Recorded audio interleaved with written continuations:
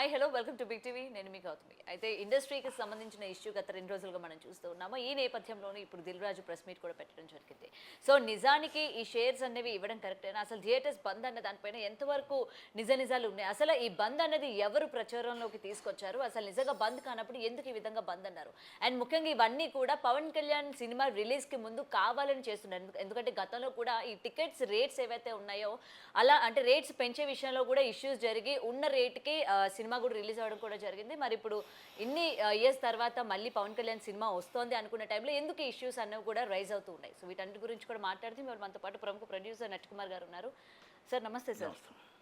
So ఇందులోని చాలా విషయాలు మనం మాట్లాడుకోవాలి. ఎందుకంటే దిల్ రాజు గారు పెట్టిన ప్రెస్ మీట్ కావచ్చు. నీ మాట వస్తున్నా నువ్వు చాలా విషయాలు మాట్లాడుకుంటే జనాలు చూడరు. ఎందుకంటే అంత పిచ్చెక్కిపోతుంది కనుక కట్టు తెచ్చే పెట్టండి. ఎందుకంటే వాళ్ళు చెప్పిందంతా ఎవరికాలు తప్పించుకున్నారు. దుర్గేష్ గారు తప్పించుకున్నారు, దిల్ రాజు గారు తప్పించుకున్నారు, అరవింద్ గారు తప్పించుకున్నారు, సురేష్ బాబు ఇంకా తప్పించుకుంటాడో లేదో తెలియదు. ద్వారపూర్ చంద్రశేఖర్ రెడ్డి గారు నాకు సంబంధం లేదని ఆయన ప్రెస్ నోట్ ఇచ్చాడు. నట్కుమార్ గారు ఇచ్చింది ఆ ఆలోచన లేకుండా ఇచ్చారు అన్నాడు. ఓకే, నేను ఇచ్చానా, దానికి తగ్గట్టు నా కాడ వస్తే నేను నేను ఏ రూట్ అని నేను చెప్పొచ్చు. ఓకే, నా అనుమానం నాకు ఉంది, నా అనుమానం ఉంది. ఆ అనుమానం ఏంటి అనేది నేను తర్వాత చెప్తా. ఎవరైనా మాట్లాడితే ఇప్పుడు మాట్లాడినప్పుడు నేను కూడా చెప్పాల్సిన అవసరం లేదు. ఎందుకంటే ఎవరికైనా రాజీ పడిపోయారు, రాజీ పడాలని కోరుకుంటాం. కానీ ఇక్కడ ఇదంతా పవన్ కళ్యాణ్ గారికి తప్పుడు సమాచారం ఇచ్చారు అంటారు, కందుల దుర్గేష్ గారికి తప్పుడు సమాచారం ఇచ్చారు అంటారు. మరి తప్పుడు సమాచారం ఇస్తే వాళ్ళు ఎలా మాట్లాడతారు గవర్నమెంట్ నుంచి? అంటే అంత నిజ నిజాలు తెలుసుకోకుండానే పవన్ కళ్యాణ్ గారు మాట్లాడేస్తారా? నిజ నిజాలు తెలుసుకోకుండానే దుర్గేష్ గారు మాట్లాడేస్తారా? ఏప్రిల్ 19వ తారీఖు నాడు పురుడు పోసుకుంది రాజమండ్రిలో అనుశ్రీ సత్యనారాయణ గారు, జనసేన పార్టీ ఇన్ఛార్జ్, ఆయన పెట్టాడు అంటున్నాడు. ఆయన ఏం చెప్పాడండి? ఆయన ఏం మాట్లాడాడు? వీడియోల కోసం మాట్లాడుతున్నారు కదా. ఆయన బంద్ చేస్తానని చెప్పలా. మేము పర్సంటేజ్ సిస్టమ్ మా జిల్లా అందరూ అనుకుంటున్నాము, మా జిల్లా పర్సంటేజ్ సిస్టమ్ జూన్ 1 నుంచి పర్సంటేజ్ ఇచ్చిన వాళ్ళ సినిమాలు మేము వేస్తాము అన్నారు. బాగా అండర్లైన్ చేసుకోండి. ఆయన చెప్పినట్టే, దిల్ రాజు గారు చెప్పినట్టే అండర్లైన్ చేయండి. పర్సంటేజ్ సిస్టమ్ ఇచ్చిన వాళ్ళకు మాత్రమే మేము సినిమా వేసుకుంటామని మా ఈస్ట్ గోదావరి జిల్లా, మా జిల్లా దాకా మేము తీర్మానించుకుంటున్నాము. ఓకే కదా, వాళ్ళు బంద్ చేస్తానని చెప్పలేదే, ఇచ్చినా వేస్తానన్నారు. అక్కడి నుంచి మీరు ఈ ఫిలిం ఛాంబర్లో ఏం జరిగింది, ఓకే, దాన్ని అంతా కూడా మీరు చాలా చక్కగా చెప్పారు, హ్యాపీ. మరి దాంట్లోనున్న వాళ్ళే కదా మీరే చెప్తున్నారు. ఒక ఛాంబర్, నేను council joint secretary, without intimation, executor without intimation, ఎవరికి ఏమీ తెలియవు. బయట నా లాన్ నుంచి ఒక ఫోన్ వచ్చింది, ఫోన్ వచ్చి థియేటర్స్ బంద్ అన్నారు. మీ లెటర్ ఒక ఫోన్ వచ్చింది, నా లెటర్ ఒక ఫోన్ వచ్చింది, నా లెటర్ ఒక ఫోన్ వస్తే నేను మరీ చెప్పా. 18వ తారీఖు నాడు వచ్చిన తర్వాత ప్రతి ప్రెస్ మీరు చూసుకోండి యూట్యూబ్లో, నేనేం చెప్పా, బంద్ అనే ప్రసక్తే లేదు, బంద్ అనే ప్రసక్తి రాబోదు. ఏది చెప్పినా థియేటర్లు 1వ తారీఖు రన్ అవుతాయి. నేను అది మళ్ళీ ఇంకోటి కూడా చెప్పా, ఈ ముగ్గురే ఈ నలుగురే అంటే నేను అది కూడా చెప్పా. నిజంగా Harihara Veeramallu cinema release date Pawan Kalyan గారు అనౌన్స్ చేశారు. కానీ ఆయన అనౌన్స్ చేస్తే ఆపే దమ్ము మీకుందా అని అడిగా. దిల్ రాజు గారు మీకుందా, సురేష్ బాబు గారు మీకుందా, సునీల్ గారు మీకుందా అని అడిగా. ఓకే, ఎందుకంటే ఆ రోజు వెళ్ళింది వాళ్ళే కాబట్టి. అరవింద్ గారిని మనం ఏం అనలే, ఎందుకంటే అరవింద్ గారు ఎప్పుడు బ్యాక్గ్రౌండ్ ఉన్నారు. ఆయన నిన్న వచ్చారు, త్రాటితలం చేశారు. ఆ నలుగురిలో నేను లేను, నాకు సంబంధం లేదు. ఆ థియేటర్లు కూడా లేవు, 15 థియేటర్లు. ఓకే, మీ దగ్గర 15 ఉన్నాయా, 40 ఉన్నాయా, కృష్ణా జిల్లా ఎన్ని ఉన్నాయి, వెస్ట్ గోదావరిలో ఎన్ని ఉన్నాయి, ఈస్ట్ గోదావరిలో ఎన్ని ఉన్నాయి, తెలంగాణలో మీకు ఓనర్షిప్గా మీకు ఉంది. ఓకే, అప్రిషియేట్ అని త్వరలోనే ఆ థియేటర్లు వదిలేస్తానన్నారు. మీరు వదిలేయాలని మేము కోరుకోం. థియేటర్లో ఇండస్ట్రీ బాగు కోసం ఎగ్జిక్యూటర్ బాగుండాలి, డిస్ట్రిబ్యూటర్ బాగుండాలి, ప్రొడ్యూసర్ బాగుండాలి. పెద్ద మనిషిగా, పెద్ద నిర్మాతగా మిమ్మల్ని ఎప్పుడూ గౌరవిస్తూనే ఉంటాం. యాడ్సాప్. అలాగే మీ దిల్ రాజు గారు ఉన్నారు, మొత్తం టోటల్గా నాకున్న 90 థియేటర్లు, 50 థియేటర్లు, 60 థియేటర్లు. ఓకే, మీకు 50 కూడా లేవు, 20 థియేటర్లు అనుకుందాం, వదిలేద్దాం అవి కూడా. సునీల్ గారికి 90 థియేటర్లే, ఓకే, అవి కూడా వదిలేద్దాం. మరి ఆంధ్రప్రదేశ్లో ఉన్న ఎగ్జిక్యూటర్ల ప్రాబ్లం ఉన్నప్పుడు వాళ్ళు ఎందుకు రాలేదు? ఆంధ్రప్రదేశ్ అండ్ తెలంగాణ ఎగ్జిక్యూటర్స్ వాళ్ళ ప్రాబ్లం లేనప్పుడు మొన్న మీటింగ్ 18వ తారీఖు మీటింగ్ ఎవరు పెట్టారు, ఎవరు వచ్చారు? ఇక్కడ తెలంగాణ నుంచి వచ్చిన 15 మందిలో 4 థియేటర్లు సునీల్ గారు చేస్తున్నారు, 3 థియేటర్లు దిల్ రాజు గారు చేస్తున్నారు, 2 థియేటర్లు ఇంకొకరు చేస్తున్నారు. ఓనర్లు ఇద్దరే వచ్చారు అని నేను అనుకుంటున్నా. ఓకే. అంటే నాకు తెలిసి ఆ రికార్డ్స్లో ఉన్నదో అదే ఉంది. మరి ఆంధ్ర నుంచి ముగ్గురు వచ్చారు, ఒకరు సెక్టార్ చైర్మన్, ఒకరు ఇంకొకరు వచ్చారు. మరి ఈస్ట్ గోదావరి నుంచి మీరు ఎందుకు వెళ్ళలేదు? ఈస్ట్ గోదావరి వాళ్ళ మట్టుకు వాళ్ళు అనుకున్నారు, మిమ్మల్ని బంద్ చేయమని చెప్పలే, ఆంధ్రప్రదేశ్ అంతా దేశం అంతా బంద్ చేయమని చెప్పలే, వాళ్ళ మట్టుకు వాళ్ళు అనుకున్నారు. మీరు వాళ్ళది తీసుకొని నాకు అంటగట్టారని మీరు అంటున్నారు. మీరు డిసిషన్ మిమ్మల్ని మీరెవరు డిసిషన్ తీసుకోవడానికి అని అడుగుతున్నారు. ఆంధ్ర ఎగ్జిబిటర్లో మా నిర్ణయం లేకుండా, ఎస్ నేను కూడా ఆంధ్ర ఎగ్జిబిటర్నే, మా నిర్ణయం లేకుండా మీరెవరో డిసిషన్ తీసుకోవడానికి, మా అనుమతి లేకుండా మీరెవరు డిసిషన్ తీసుకోవడానికి, మా మాట లేకుండా బి క్లాసు, ఏ క్లాసు, సి క్లాసు మీటింగ్లు పెట్టకుండా, మా కష్టాలు తెలుసుకోకుండా, మా బాధలు తెలుసుకోకుండా మీరెవరు మీటింగ్ పెట్టడానికి? మీరు పెట్టి ఎలాగని బంద్ కాల్ చేస్తారు? మళ్ళీ ఈరోజు గవర్నమెంట్ తప్పు, పవన్ కళ్యాణ్ గారికి రాంగ్ డిసిషన్, రాంగ్ ఫీడ్బ్యాక్ వెళ్ళింది. ఓకే, రాంగ్ ఫీడ్బ్యాక్ వెళ్ళిందా, ఆ గవర్నమెంట్ మరి ఏం ప్రెస్ మీట్ ఇచ్చిందా, ఏం ఫీడ్బ్యాక్ వెళ్ళింది అనేది పవన్ కళ్యాణ్ గారి ఆఫీస్ వాళ్ళు దిల్ రాజు గారు చూసుకుంటారు, తప్పలేదు. దుర్గేష్ గారు ఇవాళ మళ్ళీ మొత్తం టోటల్గా ఏదో అందరూ కలిసి కూర్చుందో ఏదో అని అన్నారు. ఓకే, ఆయనకి రాంగ్ ఫీడ్బ్యాక్ వెళ్ళిందా, మరి ఆయనకి ఎగ్జిబిటర్ లెవెల్లో ఫోన్ చేసి చెప్పారని ఆయనే చెప్పాడు. ఎగ్జిబిటర్లు నాకు ఫోన్ చేసి, మరి ఎగ్జిబిటర్లు ఫోన్ చేసి సార్ బంద్ వద్దు సార్, బంద్ ఏంటి సార్ అని అంటేప్పుడు మరి ఈరోజు గవర్నమెంట్కి రాంగ్ ఫీడింగ్ ఎలాగెళ్తుంది? మీరే చెప్తున్నారు లెటర్ ప్యాడ్లో ఇలాగ ఇచ్చారు అని, మరి మీరే చెప్తున్నారు ఛాంబర్ వాళ్ళు కమ్యూనికేషన్ గ్యాప్ ఉందని, ప్రొడ్యూసర్ కౌన్సిల్ గ్యాప్ ఉంది. కౌన్సిల్ గ్యాప్ ఉండదు, కౌన్సిల్కి సంబంధం లేని ఆ మీటింగు. కౌన్సిల్ మీటింగ్ పెట్టారు, కౌన్సిల్ మీటింగు మా 4వ తారీఖు నాడు 18 తారీఖు అంటే 20 ఎప్పుడు 23 22 పెట్టినట్టున్నారు. పెడితే మొత్తం టోటల్గా 50 అభిప్రాయం వాళ్ళు చెప్పారు. ఓకే, నేను ఆ రోజు మీటింగ్కి వెళ్ళకపోయాను, ఎందుకంటే నాకు సెక్రటరీ గారు చెప్పారు, ప్రెసిడెంట్ గారు చెప్పారు, కానీ ఆ మీటింగ్ నేను అందుబాటులో లేను, బయట ఉన్నాను, అందుబాటులో లేను, కానీ నాకు ఎంతో ఇన్ఫర్మేషన్ ఉంది.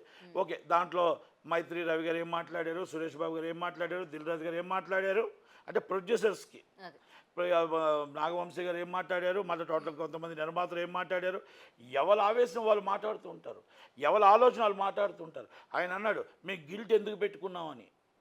ఈరోజు నేను చెప్తున్నా దిల్ రాజు గారికి, నేను ఈరోజు తెలుగు ఫిల్మ్ ఛాంబర్లో ప్రెసిడెంట్ మిమ్మల్ని చెయ్యాలి అని కోరుకునేది నాది ఫస్ట్. ఎందుకంటే అవగాహన ఉంది, 10 మందితో మాట్లాడుకొని ఇండస్ట్రీ బాగుపడతారని చెప్పిన దాంట్లో నేనున్నా. మైత్రి రవి గారు 2 ఫిల్మ్ ఛాంబర్లోకి రావాలి, సినిమా తీస్తున్నారు అనుకున్న దాంట్లో నేను ఒక్కడిని, నాగవంశీ గారు రావాలి అనుకున్న దాంట్లో నేను ఒక్కడిని, రవికిషోర్ గారు రావాలనుకున్న దాంట్లో నేను ఒక్కడిని. మేము ఎందుకంటే ఛాంబర్లో అందరూ ఉంటే ఏ విషయాలు ఉన్నా కులసంగా మాట్లాడుకొని నిర్ణయం తీసుకోవచ్చు అనే ఉద్దేశం. మీరు ఇన్ని మాట్లాడారు కదా ప్రెస్ మీట్ పెట్టి, దిల్ రాజు గారు కానీ అరవింద్ గారు కానీ పెద్దలు, మీరు మాట్లాడితే 10 నిమిషాల్లో సాల్వ్ అయ్యే మీటింగ్ని బంద్ దాకా ఎందుకు తీసుకొచ్చారు? మీరు ఏ రోజైనా సినిమా పెద్దల దగ్గరికి, సీఎం గారి దగ్గరికి, వాళ్ళ దగ్గరికి ఆఫీస్ బ్యాలెన్స్ తీసుకుని వెళ్ళారా? మీరు ఇప్పుడు ప్రభుత్వానికి సినిమాకి సంబంధం లేదంటున్నారు. నో, ప్రభుత్వానికి సినిమాకి సంబంధం లేదని కొంతమంది మాట్లాడతారు. ప్రభుత్వమే పెద్దన్న, ప్రభుత్వం పెద్దన్న అన్నప్పుడు మీరు ఎంతసేపు ఒక్కసారి చార్టర్డ్ ఫ్లైట్లో 10 మందికే ఖాళీ, ఇంటినే సీఎం ఆఫీస్ నుంచి వైజాగ్ నుంచి మన విజయవాడ నుంచి ఆఫీస్ నుంచి ఫోను 9 మందిని రమ్మన్నారు. ఇక్కడ ఆఫీసు రేవంత్ రెడ్డి గారు 8 మందినే రమ్మన్నారు. మరి 8 మంది మీ పెద్దోళ్ళే వెళ్తారు, మరి మీ బాధలే తెలుస్తాయి. ఎగ్జిబిటర్ బాధ ఎప్పుడు తెలుస్తుంది, డిస్ట్రిబ్యూటర్ బాధ ఎప్పుడు తెలుస్తుంది, ప్రొడ్యూసర్ చిన్న సినిమా బాధ ఎప్పుడు తెలుస్తుంది, చిన్న సినిమా కష్టం ఎప్పుడు తెలుస్తుంది? మమ్మల్ని మీరు కలవలేదు అంటే మీరు కలిస్తే వాళ్ళు 9 మందినే రమ్మంటారు, వాళ్ళు 8 మందినే రమ్మంటారు. ఇదే మాట ఛాంబర్లో చెప్తున్నారు వాళ్ళు, ఇదే మాట వాళ్ళు మాట్లాడుతున్నారు. ఇదిగో ఇలా మనం ఎవరు వెళ్ళటానికి ఉండదు, పెద్దవాళ్ళు ఎవరు వెళ్ళటానికి ఉండదు, ఓన్లీ 8 మంది. ఆ 8 మందికి ఓకే సురేష్ బాబు గారు అండ్ కళ్యాణ్ గారు సోన్సో ఆ 8 members 9 members ఈజ్ కమింగ్. ఇది జగన్మోహన్ రెడ్డి గారి దగ్గర కానీ, చంద్రబాబు నాయుడు గారి దగ్గర కానీ, పవన్ కళ్యాణ్ గారి దగ్గర కానీ జరిగింది. ఓకే, నిన్నటి నుంచి పవన్ కళ్యాణ్ గారికి అర్థమైందని నేను అనుకుంటున్నా. ఎందుకంటే చిన్న సినిమాలో ఉన్న వాళ్ళందరూ కూడా మరి మీరు అపీల్ చేసుకుంటే ఒకప్పుడు రాజశేఖర్ రెడ్డి గారి టైంలో మేము అలాగే చేసాం. వాళ్ళు మార్నింగ్ వెళ్తే నేను ఈవినింగ్ తీసుకెళ్ళా, నేను చైర్మన్గా ఉండేవాడిని. అప్పుడు మార్నింగ్ వెళ్తే ఈవినింగ్ తీసుకెళ్ళాను మీటింగ్కి. కిరణ్ కుమార్ రెడ్డి గారి దాంట్లో మార్నింగ్ తీసుకెళ్తే ఈవినింగ్ తీసుకెళ్ళేవాడిని. మీకు ఇంకా తెలుసో లేదో, కిరణ్ కుమార్ రెడ్డి గారి దాంట్లో ఇదే ఏసియన్ సునీల్ గారు, ఇదే మొత్తం టోటల్గా మొత్తం ఇండస్ట్రీ దీంట్లో అందరూ కలిపి 2 గంటలు కూర్చున్నారు నట్టికుమార్ కోసం. డికే అరుణ్ గారు సినీ ఆటోగ్రఫీ మినిస్టర్, ఆమె ఒకటే చెప్పింది నట్టికుమార్ రేట్లు పెంచడం కోసం నట్టికుమార్ గారు రావాలి, నట్టికుమార్ గారు డిసిషన్ తీసుకొని చిన్న నిర్మాతల తరపు నుంచి ఆయన రావాల్సిందే, ఆయన వచ్చి చెప్పాల్సిందే, చెప్పిందా డిసిషన్ తీసుకుంటున్నారు. నేను లేట్ అయ్యాను ట్రాఫిక్లో. వచ్చిన తర్వాత అడిగారు కుమార్ గారు మరి ఏంటి అని అడిగితే ఇందరూ ఉన్నారు, ఈ పెద్ద మనసు అంతా కూర్చుంటప్పుడు అక్క ఏంటంటే మాకు ఆ రోజు 100 రూపాయలు పెంచాలి, అక్క 100 రూపాయలు మీరు పెంచితే మాకు చిన్న సినిమా ఆ రోజు 50 రూపాయలు 60 రూపాయలు 75 రూపాయలు ఉండే మీరు 75 రూపాయలకి జనాలు వెళ్ళట్లేదు మాకు 30 రూపాయలకి ఆ రోజు పరిస్థితి అది కనుక ఆమె చెప్తే ఒకటే చెప్పింది మీరు మాట్లాడుకొని కుమార్ గారిని నొప్పించుకొని ఛాంబర్లో మాట్లాడుకొని ఏకాగ్రం తెచ్చుకొని మీరు నా దగ్గర రండి నేను రేట్లు పెంచలేనని చెప్పి వెళ్ళిపోయింది ఆమె వెళ్ళిపోతే మళ్ళీ మాకు వచ్చి 2 వారాలు రేట్లు పెంచుకోవడానికి మళ్ళీ ఛాంబర్లో కూర్చొని పెద్దవాళ్ళ సినిమాకి అంగీకరించి మళ్ళీ దానికి లెటర్ ఇచ్చాం ఇది ఆ రోజు జరిగిన పద్ధతులు ఈరోజు ఉన్నాయా ఈరోజు మీ ప్రెస్ ముందు ఎందుకు మాట్లాడుతున్నా నాకు ఛాంబర్లో అవకాశం ఉంటే ఛాంబర్లో మాట్లాడతా గవర్నమెంట్ దగ్గర అవకాశం ఉంటే గవర్నమెంట్ దగ్గర మాట్లాడతా మాకు అవకాశం లేకపోతే ఎక్కడ మాట్లాడతాం మైక్ ముందు మాట్లాడతాం ఈ మైక్ ఎక్కడికి వెళ్తుంది గవర్నమెంట్కి వెళ్తుంది మామూలుగా మా టోటల్గా ఎవరెవరైతే వినాలో వాళ్ళ దగ్గరికి వెళ్తుంది కదా ఇప్పుడు అవకాశం దొరికినప్పుడు అవకాశం ఎత్తుక్కుంటాం ప్లాట్ఫామ్ అవకాశం దొరుకుతున్నప్పుడు మేము ఎందుకు వెళ్తాం మాట్లాడడానికి చాలా ఉన్నాయి కానీ అన్నీ బయట పెట్టలేము ఇప్పుడు మీటింగ్లో కొన్ని విషయాలు ఉంటాయి నేను మీటింగ్కి వెళ్తే నేను బయట ఎప్పుడు మాట్లాడను మీటింగ్లో మాట బయట మాట్లాడను ఎందుకో తెలిసిన అదొక కమిట్మెంట్ మేము లోన మాట్లాడే విషయం బయటకు తెలియకూడదు ఇది కమిట్మెంట్ అంతే తప్ప ఏదో మనం మాట్లాడేసాం తప్పించుకోవడానికి ఇప్పటికీ చూస్తున్నారే తప్ప గవర్నమెంట్కి తక్కువ రాంగ్ ఇన్ఫర్మేషన్ వెళ్ళింది అన్నది రాంగ్ మీరు ఏది జరిగిన దానికోసం నేను అడగట్లే ఇండస్ట్రీ బాగు కోసం మంచి కోసం చెయ్యండి ఎగ్జిబ్యూటర్ బాగుండాలి డిస్ట్రిబ్యూటర్ బాగుండాలి ప్రొడ్యూసర్ బాగుండాలి దాన్ని ఎలా చేయాలో ప్లాన్ చేయండి అంతే తప్ప ఒక రూమర్ తీసుకొచ్చి ఆ రూమర్ని పవన్ కళ్యాణ్ గారు తప్పుడు సమాచారం వెళ్ళింది దుర్గేష్ గారికి తప్పుడు సమాచారం వెళ్ళింది అదేదో తప్పుగా మాట్లాడి మా కోసం తప్పుగా ఛానల్స్ అన్ని వేసేస్తున్నాయి మీరు తప్పుగా మీరు స్ప్రెడ్ చేశారంటే ఎవరో ఒకరు నట్టి కుమార్ లాంటి వాళ్ళు లేకపోతే ఇంకొకరు లాంటి వాళ్ళు ఎవరో మైకు చెబితేనే ఛానల్లో వేస్తారు ఆలకాలు మొత్తం క్రియేట్ చేసుకొని ఫోటోలు పెట్టి మీ ఫోటోలు పెట్టి వేస్తే ముగ్గురు చూడరు మీరు హీరో కాదు మీరు హీరోయిన్ కాదు ఇది వాస్తవం నా ఫోటో పెట్టి వాళ్ళ ఫోటోలు పెట్టి చూస్తే 10 మంది చూస్తారా అంత అవసరమా ఏదో ప్రభాస్ ఫోటోనా మహేష్ బాబు గారి ఫోటోనా వేయటానికి మా ఫోటోలు పెడితే మీకు వ్యూస్ వస్తాయి ఎవరు చూస్తారు ప్రపంచంలో మన చోట మన ఇంట్లోనే మనం చూడరు సరిగ్గా ఇంకా ఫోటోలు వేసి మనం టీవీలో పెట్టి చూస్తుంటే ఉన్న టైం వేస్ట్ వాళ్ళకి సాటిలైట్ ఛానళ్ళకి వాస్తవం కాదా చెప్పండి అందుకనే నేనేమంటానంటే అది మనం ఎదుటి వాళ్ళ మీద నెపం పెట్టొద్దు జరిగిన సిచ్యువేషన్ ఎలా తప్పించుకోవాలి ఎలా చేయాలి పవన్ కళ్యాణ్ గారికి హర్ట్ అయ్యారు ఏ విధంగా ఇబ్బంది పడ్డారు ఆ విధంగా బయటికి రావడానికి ప్రయత్నించారు ఇప్పుడు ఈయనంటే నేను నలుగురిలో నేను లేను నేను సోలో అంటాడు ఆయన అరవింద్ గారు నేను సోలో అంటాడు ఇప్పుడు సురేష్ బాబు గారు ప్రెస్ మీట్ పెట్టాలి ఉదయం ఆయన పెట్టలేదు మరి ఆయన పెట్టి ఏం చెప్తాడు దార్పూర్ చంద్రశేఖర్ రెడ్డి గారు దీంట్లో నన్ను లాక్కండి నాకు ఏం సంబంధం లేదు నటి కుమార్ గారు ఏదో అవగాహన లేకుండా మాట్లాడారు ఏదో అంటే మామూలుగా నన్నేం తిట్టలేదు కానీ ఆయన అన్నాడు ఓకే దాని సందర్భం వేరు దాన్ని ఏ విధంగా ఉందనేది ఎంక్వైరీ గవర్నమెంట్ చేస్తుంది దాని విషయం ఇది సపరేట్ కుట్రకోణం ఉందా లేదా అనేది గవర్నమెంట్ తెలుస్తుంది కుట్రకోణం ఉందా లేదా అనేది జనాలు తెలుస్తారు ఇవన్నీ సపరేట్ విషయాలు పుట్టింది రాజమండ్రి అని మాకు తెలుసు పెరిగింది హైదరాబాద్ అని మాకు తెలుసు ఎవరు దీన్ని ఏం చేశారనేది మన దాంట్లో చెప్పాల్సిన బాధ్యత ఒక్కొక్కరు బయటకు వచ్చి ఒక్కొక్కరు ఒక డిఫరెంట్ చెప్తున్నారు ఏది చెప్పినా మాత్రం ఒకటి మాత్రం చెప్తున్నారు బంద్ చేస్తాననేది కన్ఫామ్ నాకు చెప్పడం నిజమని అరవింద్ గారు ఏమంటారు వాళ్ళు నాకు చెప్పారు ఆ ముగ్గురు బంద్ చేస్తానని కానీ ఆ బంద్ చేస్తానంటే నేను కానీ నా సహనిర్మాతలు కానీ ఎవరు వద్దని నేను చెప్పడం జరిగినది అని అరవింద్ గారు చాలా క్లియర్గా చెప్పారు ఆ నలుగురిలో నేను లేను 15 థియేటర్లు ఓకే థియేటర్లు ఎన్ని ఉన్నాయనేది మేము అడగట్లేదు రండి ఆయన మనం అలాగే ఇప్పుడు ఆయన 50 థియేటర్లు ఉన్నాయి తప్పులేదు థియేటర్లు ఇక్కడ ఎన్ని ఉన్నాయి అని అడగట్లేదు ఎవరు బంద్ కాల్ ఇచ్చారు అని అడుగుతున్నాం ఎగ్జిబ్యూటర్స్ ఇచ్చారా ఎగ్జిబ్యూటర్స్ ఎవరు ఆంధ్ర ఇప్పుడు మీరు అనుశ్రీ సత్యనారాయణ గారి మీద తోశారు అనుశ్రీ సత్యనారాయణ గారు మీ మీద తోశారు అనుశ్రీ సత్యనారాయణ గారు చాలా క్లారిటీగా చెప్పారు చాలా క్లారిటీగా మేము బంద్ అనకుండా తీసుకొచ్చి మీరు ఎవరు మా డిసిషన్ కూడా మీరే నిర్ణయం తీసుకోవడానికి మీరు ఎవరని అడిగారు ఎగ్జిబ్యూటర్స్ అడిగారు కదా ఇవన్నీ అందుకే నేనేమంటున్నానంటే ఒకరు తప్పించుకోవడానికి పవన్ కళ్యాణ్ గారి దగ్గర మన్నను పొందడానికి పవన్ కళ్యాణ్ గారిని కోపం తగ్గించడం కోసం గవర్నమెంట్ని కోపం తగ్గించడం కోసం ఈ రేవంత్ రెడ్డి గారి దగ్గరికి వెళ్తుందేమో రేవంత్ రెడ్డి గారి దగ్గరికి వెళ్ళినా ఏం పర్లేదండి వాళ్ళు ఏం పట్టించుకోరు ఎందుకంటే తెలంగాణ గవర్నమెంట్ అంటే ఒక డిఫరెంట్ ఏ గవర్నమెంట్ ఉన్నా డిఫరెంటే వాళ్ళు పట్టించుకోరు ఇప్పుడు whole and soul and cinema industry కానీ చీఫ్ మినిస్టర్ దిల్రాజు గారే ఇక్కడ తెలంగాణ దాకా ఆయనే ఇంకా తక్కువ రేవంత్ రెడ్డి గారు దీన్ని పట్టించుకోరు ఈయన ఏం చెప్తే ఆయన సంతకం పెడతాడు అది ఓకే. ప్రజలు అవసరం లేదు, ఏం అవసరం లేదు, సినిమాలు అవసరం లేదు, చిన్న నిర్మాతలు అవసరం లేదు, ఎవరు అవసరం లేదు.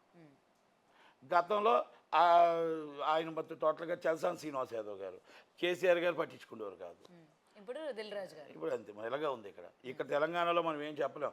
ఏదంటే మా రాష్ట్రం మా ఇష్టం అన్నట్టు ఉంది. కనుక దయచేసి మనం అయితే వీటిలో జోలికి వెళ్ళకూడదు. కానీ ఇది ఈ ఎవరి పాలన దేవుడి దేవాల మరి ఇక్కడ ఎవరితో న్యాయం అయితే జరుగుతుందని మేము అనుకోవట్లే.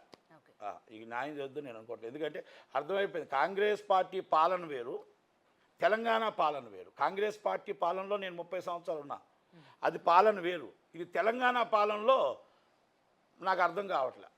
అందుకనేసనే ఒక్కసారి రేవంత్ రెడ్డి గారు అర్థం చేసుకుంటారో లేదో నాకు తెలియదు. కానీ సినిమాలో ఇండస్ట్రీలో చిన్నవాడు, మీరు పేదవాడిని ఎలా చూస్తున్నారో, గొప్పవాడిని ఎలా చూస్తున్నారో, మిడిల్ క్లాస్ ఎలా చూస్తున్నారు. ఈ small budget producer, distributor and exhibitor, me middle class and producers and high class and producers. మీకు హై క్లాస్ మీకు కనబడుతుంది, మిడిల్ క్లాస్ అండ్ లో క్లాస్ మీకు కనబడట్లేదు. వాళ్ళని రానివ్వట్లేదు. మరి దానికి పాలన ఎలాగవుద్ది? రేవంత్ రెడ్డి గారు కూడా సమాధానం చెప్పాల్సిన బాధ్యత ఉంది. ఎందుకంటే ఎట్టి పరిస్థితుల్లో రేవంత్ రెడ్డి గారు, సినిమాటోగ్రఫీ మినిస్టర్ కోమటిరెడ్డి వెంకటరెడ్డి గారు కానీ అందరినీ కలుపుకొని వెళ్ళాలి, అన్ని కులాలని కలుపుకెళ్ళాలి, అన్ని మతాలని కలుపుకెళ్ళాలి.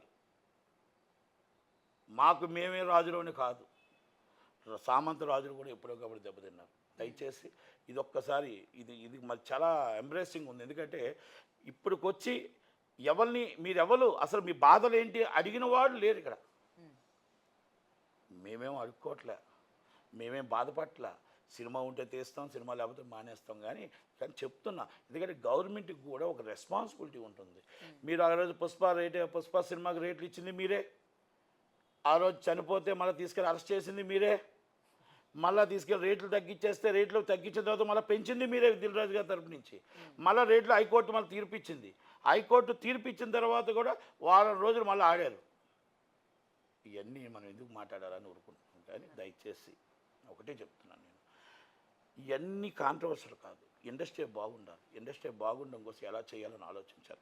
ఓకే, ఇవాళ నిన్న ఒకరు తప్పించుకున్నారు, ఇవాళ ఒకరు తప్పించుకున్నారు, లేకపోతే ఆ నలుగురు, ఆ ముగ్గురు అని దానికోసం ఫోటోలు దయచేసి ఆ ఫోటోలు వేసినా కూడా ఎవరికి 10 మంది చూడరు. కానీ దయచేసి ఫోటోలు వేస్తే మీరు సినిమా హీరోల ఫోటోలు వేయండి, ఎందుకు తప్ప. అందుకే నేను చాలా జాగ్రత్తగా ఉంటున్నాయి. మేము ఫోనింగ్లు మాత్రం వేస్తున్నా, నా ఫోటో రాకూడదు. ఎందుకు నా ఫోటో వేస్తే 10 మంది చూడరు. ఎవరు చూస్తారు? ఇప్పుడు నన్ను చూసి నాకేం పెళ్లి సంబంధం వస్తుందా? నేను 55 సంవత్సరాలు ఇప్పుడు పెళ్ళి చేసుకోవాలా? కాదు కదా. మరి అవునా కదా? చెప్పినంత కాన్ఫిడెంట్ గా మీరు చెప్పలేకపోతున్నారు. ఎందుకు? మా ఫోటోలు వేస్తే వస్తారు వ్యూస్. రారు అని నేను చెప్తున్నాను కదా. మా రారు అని నేను ఎందుకు చెప్తున్నాను? 55 సంవత్సరాలు నేను పెళ్లి సంబంధం చూసుకోవాల్సిన అవసరం లే. నా భార్య నాకు చక్కగా ఉంది, నా ఫ్యామిలీ హ్యాపీ, కనుక నాకు అవసరం లే, కనుక నా ఫోటో అవసరం లే. చాలా చక్కగా చెప్తున్నాను నేను, కాన్ఫిడెంట్గా చెప్తున్నాను నేను. ఓకేనా? దయచేసి ఫోటోలు వేసుకుంటే ఎవరు వస్తారో, ఎవరికి వీసు వస్తాయో, ఎవరు మరి ఛానల్లో డబ్బు సంపాదించుకుంటున్నారో వాళ్ళ ఫోటోలు వేసి, మరి నాకైతే తెలియదు. కానీ ఆ డబ్బు సంపాదించుకున్న దాంట్లో వాళ్ళకి ఏమైనా పార్ట్నర్షిప్ ఇస్తే ఇచ్చేయండి, కానీ నాకు అవసరం లేదు అది. ఓకే, కనుక ఆయన అంటే ఇక్కడ ఇండస్ట్రీ కోసం మాట్లాడుతాం, ఒక వ్యక్తి కోసం మాట్లాడట్లేదు. ఇది మళ్ళా చెప్తున్నాను, ఒక వ్యక్తి కోసం మాట్లాడట్లేదు, ఇండస్ట్రీ కోసం మాట్లాడుతాం. మనం తప్పించుకునే ధోరణ చేయకూడదు అని అంటాను. మనం గవర్నమెంట్ మీద రాంగ్ పీరియడ్ వెళ్ళిందని తప్పు. ఇక్కడ మీరు చేస్తున్నవన్నీ వాళ్ళకి ఇంటెలిజెన్స్ ఉంటుంది. గవర్నమెంట్ నడుపుతున్నట్టు వాళ్ళకి ఇంటెలిజెన్స్ రిపోర్ట్ ఉంటుంది, వాళ్ళకి కూడా నిఘా ఉంటుంది, వాళ్ళకి కూడా మాట్లాడుతున్న ప్రతి ఒక్కటి వెళ్తుంటుంది. వెళ్ళకుండా ఉంటుందని మీరు ఎలాగ అనుకుంటారు? దుర్గేష్ గారు ఎందుకు మాట్లాడారు అంటే, దుర్గేష్ గారికి అన్నీ తెలియకుండానే మాట్లాడారా? ఆయన తెలియకుండా నిర్మాత అయ్యాడా? ఆయన తెలియకుండా సినిమాటోగ్రఫీ మినిస్టర్ అయ్యాడు. అదే సినిమాటోగ్రఫీ మినిస్టర్ అయ్యాడు. ఉదయం లెగిస్తే సినిమా వాళ్ళతో డిస్ట్రిబ్యూటర్లతో ఉంటాడు. మళ్ళీ మీరు కూడా మాట్లాడని అంటున్నారు. మాట్లాడింది మళ్ళీ మీరు చెప్పారు ఆయనకి బంద్ ఉండకపోవచ్చు అన్నారు తప్ప బంద్ అనేది సంబంధం లేదు సార్. అసలు ఎవరు సార్ ఊఆర్యూ బంద్ అన్నారు? మీరు ఆ కాన్ఫిడెంట్ మీరు ఆ రోజు ఎందుకు ఇవ్వలేపారు దుర్గేష్ గారికి? మీరు ఆ రోజే ఇచ్చి ఉంటే చెప్పాను కదా. దుర్గేష్ గారికి మీరు ఏం చెప్పారంట? ఫోన్ చేసి బంద్ ఉండకపోవచ్చు అండి, ఉండకపోవచ్చు. ఎవరు చెప్పారండి బంద్ అని? మా ఇంటర్నల్ మాటలు ఉంటాయండి, దాన్ని మీరు పట్టించుకోకండి అని ఉంటే ఒకలాగున్నాం. బంద్ ఉండకపోవచ్చు అని అంటే చెప్పనకే చెప్పారు. ఆల్రెడీ కొంతమంది అనౌన్స్ చేశారు, దాన్ని ఏదో చెప్పి అది చెప్పండి. ఏమంటే వాళ్ళు ఒప్పించి తీరుతో ఏదో చేస్తామని చెప్పండి, అది తప్పలేదు. ఛానల్స్ అండి వాళ్ళ ఇష్టం అండి, సోషల్ మీడియా వాళ్ళ ఇష్టం, మనం ఏం చెప్పలేం. వాళ్ళు వేసిన దాన్ని వాళ్ళు తప్పు అయితే మనం లీగల్ నోటీస్ చేసుకోవాలి, లేదనుకుంటే దాన్ని ఏదైనా వాళ్ళకి తెలిసిన. అందుకే అంటారు సమాచారం, క్వశ్చన్ మార్క్, కాన్ఫిడెంట్ చేయరు. అది ఇప్పుడే అందిన సమాచారం పలానా దాంట్లో ఇవాళ 1వ తారీఖు నుంచి బంద్ అంట అంట అంట అంతేగాని అంటే నిర్ధారించాం confirmation మేము కాదు. ఇక్కడ అదే కూడా. అంటున్నాను. అదే అది అంట అంటే అయిపోయింది, ఆ సీన్ కట్ అయిపోయింది అక్కడ. పేపర్లో విశ్వనీయ సమాచారం ప్రకారం వచ్చింది అంటే అయిపోయింది. అంటే ఇది జర్నలిజం అనేది, సినిమా వాళ్ళు జర్నలిజం అనేది ఎక్కువగా మిమ్మల్ని అడగలేకపోతున్నారు, మాతో అన్నదమ్ములుగా ఉండిపోయారు. కానీ నిజంగా బయట జర్నలిస్టులు అయితే మా తాట తీసి పెడతారు. వాస్తవంగా చెప్తున్నాను, ఇది నిజంగా చెప్తున్నా. మాకు అన్నదమ్ములుగా మీరు ఏంటంటే 20-30 సంవత్సరాలు బట్టి మాకు అందరికీ జర్నలిస్టులు మా సొంత వాళ్ళు అయిపోయి మేమేం మాట్లాడినా మా ఇష్టం వచ్చేట్టు అయిపోతుంది. కానీ నిజంగా బయట జర్నలిస్టులతో మనం మాట్లాడగలగాలంటే స్టాఫ్ రిపోర్టర్స్ కానీ వాళ్ళతో కానీ మా తలపైన మాకు తక్కువ వస్తుంది. అంటే మాకు అదే చెప్తాం, మధ్య ఒక్కొక్కసారి క్రైమ్ రిపోర్టర్స్ వస్తుంటారు, ఒక్కొక్కసారి మధ్యన వీళ్ళు వస్తుంటారు, ఇది బీట్ రిపోర్టర్స్ వస్తుంటారు, లేకపోతే దీంట్లో సెక్రటరీ నుంచి వస్తుంటారు. వస్తున్నప్పుడు మాకు తెలుస్తాయి బాధలు. కనుక మనవాళ్ళు కాబట్టి పాపము అందరూ ఏదో తెలిసి చేస్తారు. కనుక నేను అదే అంటున్నాను, ఇప్పటికైనా అరవింద్ గారు, సురేష్ బాబు గారు, అలాగే దిల్రాజు గారు ఏది గొడవలు లేవు, ఇక్కడితో సమాప్తం. దయచేసి గవర్నమెంట్ని పవన్ కళ్యాణ్ గారిని ఇబ్బంది పెట్టారనేది నేను చెప్పిన మాట కాదు. బన్నీవాస్ గారు, ఆయన సితార వంశీ గారు, నిన్న మన అల్లు అరవింద్ గారు, మరి అందరూ చెప్పిన మాటే కదా. ఇప్పుడు మీరేం చెప్తున్నారు, ఆయన హర్ట్ అయితే నా పెద్దన్న, నేను తిడితే పడతాను అంటున్నాడు. 19వ తారీఖు వాళ్ళు స్టార్ట్ చేసి నా మెత్తు వచ్చారు అంటున్నారు. వాళ్ళు అంటారు మా మెత్తు వచ్చారని వాళ్ళు అంటున్నారు. అసలు మీ ఇద్దరు ప్రాబ్లం ఆంధ్రప్రదేశ్ తీసుకొని పెట్టారు కదా. ఇక్కడ తీరమోస్ లాస్ట్లో ఛానల్స్ తప్పు అంటారు, ఛానల్స్ తప్పు. ఓకే, మీడియా తప్పే. మీడియా ఎందుకంటే మేము మా మొక్కలు 10 సార్లు చూపిస్తున్నారు కాబట్టి తప్పే. మీరు గంటన్నర మా లైవ్ చూపిస్తున్నారు కాబట్టి తప్పే. గంటన్నర లైవ్ చూపిస్తున్నారు కాబట్టి తప్పే. ఎందుకంటే మీ డబ్బులతో శాటిలైట్ డబ్బులతో మేమేమి మీకు పెట్టాం. నీరు వాటర్ బాటిల్ ఇస్తే మీరు మాకు లైవ్ చూపిస్తుంటారు. అందుకని సార్ మీ మీదే తోసేస్తాం. కనుక థ్యాంక్ యూ వెరీ మచ్. ఇక్కడతో ముగింపు అయింది. ఇప్పటికైనా గవర్నమెంట్ కూడా తెలుసుకోవాలి, చిన్నవాళ్ళని పెద్దవాళ్ళని పిలుస్తారా లేకపోతే ఇండివిజువల్గా పిలుచుకొని సెటిల్మెంట్లు చేసుకుంటారా అనేది ఆంధ్రప్రదేశ్ గవర్నమెంట్, తెలంగాణ గవర్నమెంట్ కూడా తెలుసుకోవాలి. దుర్గేష్ గారు కూడా ఏది ఏమైనా ఆయనకి ఎవరు చెప్పారు, ఆయనకి ఎలా తెలిసిందో, ఆయన ఎందుకు రియాక్ట్ అయ్యారు, మళ్ళీ ఇవాళ ప్రెస్ మీట్ పెట్టి మరి ఎందుకు మాట్లాడారు, ఇవన్నీ కూడా ఒక ఆలోచించాలి. ఎందుకంటే ఆయనకి ఎగ్జిబోట్లో మెసేజ్ ఇచ్చారు. మరి రాంగ్ ఇన్ఫర్మేషన్ అని దిల్రాజు గారు అంటున్నారు, రాంగ్ రిపోర్ట్ వెళ్ళిందని. మరి రాంగ్ రిపోర్ట్ వెళ్తే మరి గవర్నమెంట్ అలా వెంటనే రియాక్ట్ అవ్వద్దు కదా. మరి అది అయితే మరి ఇమ్మీడియట్లీ మరి గవర్నమెంట్ రియాక్ట్ అయితే యాక్షన్ తీసుకోవాలి కదా. కుట్రకోణం అనే దాంట్లో నేను కట్టుబడి ఉన్నా, కుట్రకోణం అనే దాంట్లో నేను కట్టుబడి ఉన్నా. పేరు నాని మాట్లాడిన మాటలు ప్రతి దానికి దీనికి ఆన్సరబుల్ అవుతుంది. పేరు నాని ప్రతి దానికి అసలు బందే లేకుండా నువ్వు బంద్ అని చెప్తావు. అసలు బందే లేకుండా ఎగ్జిబోటర్, ఆంధ్రప్రదేశ్ ఎగ్జిబోటర్ ఏ బంద్ అనకుండా నువ్వెలా మాట్లాడుతున్నావు. ఒక ఏం పేరు ఎక్స్ సినిమాటోగ్రఫీ మినిస్టర్, మరి ఇంకా అంటే వేరే విధంగా మాట్లాడలేం. కానీ ఆయన సినిమాటోగ్రఫీ మినిస్టర్, ఆయన పెద్ద మనిషి. ఆయన ఇంకో మాట అంటాడు, మా సినిమా ఇండస్ట్రీలో అది ఫ్లాప్ సినిమా అని. అది ఫ్లాప్ సినిమా అని నువ్వు చూసావా, లేకపోతే నీకు ల్యాబోలు చూపించారా, లేకపోతే ఎవరైనా చూపించాడా? నువ్వు ఫ్లాప్ సినిమా అంటే 250 కోట్ల రూపాయలు, దాంట్లో కొన్ని వేల మంది కార్మికుల కష్టం ఉంది, కొన్ని వేల మంది కన్నీళ్ళు ఉన్నాయి, కొన్ని వేల మంది రక్తంతో ఇన్ని సంవత్సరాలు ఆ సినిమా చేసి అది రాత్రనక పొగలనక కష్టపడి ఆ షో కోసం కొన్ని లక్షల మంది వెయిటింగ్ చేస్తుంటే ఒక్క మాటలో నువ్వు అది ఫ్లాప్ సినిమా నువ్వు ఎలాగన్నావు, నువ్వు ఎలా చూసావు? అంటే ఆయన 100% వైసీపీ పార్టీ మీద ఇది నష్టం వచ్చినా రేపు నువ్వు ఎప్పుడో టార్గెటెడ్ హరిహర వీరమల్లు నువ్వు టార్గెట్ చేసావు కాబట్టి ఇది ఎక్కడో ఏదో జరిగింది, దాంట్లో కుట్రకోణం ఉందని నేను చెప్తున్నా. నేను కట్టుబడే ఉన్నా. అండ్ టికెట్స్ విషయానికి వచ్చేసరికి కూడా లాస్ట్ టైం ఇదే ఇష్యూ జరిగింది కదా, టికెట్ రేట్ల పెంపకం విషయంలో కూడా. మరి ఇప్పుడు కూడా ఇది హరిహర వీరమల్లుకి వర్తిస్తుందంటారా? టికెట్ రేట్ల విషయంలో కూడా ఇప్పుడు కంపల్సరీ ఇస్తారు. అంటే అన్ని థియేటర్లకు ఇవ్వాల్సిందే. దానికి ఎంత ఇవ్వాలో, ఏ రేట్ ఇవ్వాలో, సామాన్య ప్రేక్షకుడికి ఎలాగ ఇవ్వాలో, మొత్తం టోటల్గా నిర్మాత నష్టపోకుండా ఎలాగ ఇవ్వాలో, డిస్ట్రిబ్యూటర్ నష్టపోకుండా ఎలాగ ఇవ్వాలో దాన్ని చూసి ఇస్తారు. సామాన్య ప్రేక్షకుడిగా థియేటర్ రావాలి. మనం ఇస్తుంది ఎంత థియేటర్కి రావాలి, ఆ సామాన్య ప్రేక్షకులను చూడాలి. తినుబండారాలు తగ్గించాలి ఇప్పటికైనా. ఎందుకంటే గతం నుంచి కూడా థియేటర్స్ లోని అటు తినుబండారాల దగ్గర నుంచి అన్ని కూడా రేట్లను పెంపకం పైన ఎప్పటి నుంచో పోరాడుతూ ఉన్నారు. బట్ ఇప్పటి నేను వరకు ఒక మాట తగ్గించిన అంటానండి. పరిస్థితులు కనిపించాయి. ఏమనుకోకండి, నేను ఒక్క మాట అంటాను. ఫైర్ యాక్సిడెంట్ జరిగినప్పుడు మొత్తం అన్ని చెకింగ్లు చేస్తాం. అవును. రోడ్డు యాక్సిడెంట్లు జరిగినప్పుడు మొత్తం 3 రోజులు రోడ్డు యాక్సిడెంట్లో మొత్తం టోటల్గా బార్కెట్లు అది ఇది పెడతాం. మొత్తం టోటల్గా సందులో మన యాక్సిడెంట్ జరిగినప్పుడు మొత్తం టోటల్గా స్పీడ్ బ్రేకర్లు వేస్తాం. ఇలా థియేటర్ల విషయాల్లో జరిగినప్పుడు తినుబండారు అవి చేయాలి ఈ చేయాలని అనుకుంటాం. ఈ రోజు మర్చిపోతే మన ఛానల్ మర్చిపోద్ది, అందరూ మర్చిపోతారు. అందుకే నేను భైరవ్ అని ఒక సినిమా తీసా. రీకాలింగ్ అంటే ఒక కేసుని మళ్ళీ ఆగిపోయిన కేసుని మళ్ళీ నెల రోజులు కూడా రోజుకి పేపర్లో వేసి, అదే ఏబిఎన్ ఆంధ్రజ్యోతి ఆ పేపర్లో వేసి, ఆ పేపర్లో ఆ కేసుకి మళ్ళీ శిక్ష పడిన దాకా మేము గుర్తు చేస్తూనే ఉన్నాం. అంటే అలా సినిమా తీసాం మేము. భైరవ్ అని శ్రీహరి గారితో తీసాం. అలాగా మనం ఈరోజు అయిపోతుంటే ఈరోజు మొత్తం సమాప్తం అయిపోయింది. వాళ్ళు దిల్ రాజు గారు ఫుల్ స్టాప్ పెట్టారు. అయిపోయింది కాబట్టి అందరూ మర్చిపోయి కాదు, మనం ఏం జరుగుతుంది, ఆ తినుబండారాలు ఏం జరుగుతున్నాయి, ఆ తినుబండారాలు తగ్గాలి, టికెట్ రేట్లు తగ్గాలి. టికెట్ రేట్లు తగ్గాలి అంటే పెరగాలి తగ్గాలి. పెద్ద సినిమాకు పెరగాలి, చిన్న సినిమాకు తగ్గాలి. సామాన్య ప్రేక్షకుడు థియేటర్కి వచ్చే విధంగా ఉండాలి. అది ఇవన్నీ రావాలి అంటే మనం అందరం కలిసికట్టుగా ఉండాలి. కలిసికట్టుగా జీవితంలో జరగదు.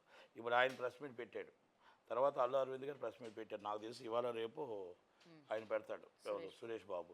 దాని తర్వాత వచ్చి ఆయన పెడతాడు, సునీల్ గారు పెడతాడు. ఇక అందరూ పెట్టిన తర్వాత మళ్ళీ వాళ్ళందరి తరఫున మళ్ళీ నేను పెడతాను ప్రెస్ మీట్. కనుక దీనికి ఎండ్ ఉండదు. కనుక థ్యాంక్ యూ వెరీ మచ్. అంటే వీళ్ళందరూ కలిసి బెటర్ అయితే అందుకనే కదా అందరం కలిసి పెట్టాం కదా. నేను thank you very much. Okay, thank you.